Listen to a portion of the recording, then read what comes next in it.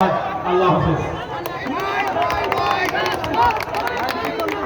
আজ চৌষট্টির এই সংগ্রামী ভূমি নাটোরের পর্যায়ে কথা বলবেন জাতীয় নাগরিক পার্টি এনসিপি নাটোর জেলার প্রধান সমন্বয়কারী জুলাই অভ্যুত্থানে যিনি আপনাদের সাথে রাজশাহী নাটোরের রাজপথে লড়াই করেছেন প্রফেসর এস.এম. জার্জিস কাদের।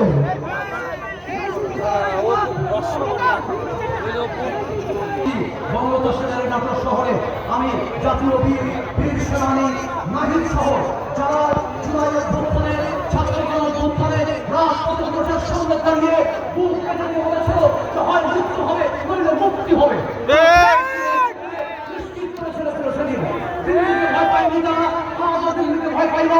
দিল্লির একটি কথা পরিষ্কার করতে চাই, একটি কথা পরিষ্কার যে ব্যাপক আজাদি হয় চুনাव উঠে, ব্যাপক আজাদি হয় রেহনাম উঠে, ব্যাপক স্বাধীনতায় চলতে সালে 54 ভোট নির্বাচনে 58 সাধারণ শাসনের আন্দোলনে 62 সিদ্ধান্ত ভাবছি শুনি রক্ষা করে তুলে যেতে সহায় হয়েছে, কিছু হয়নি, প্রতারিত হয়েছে জনগণ।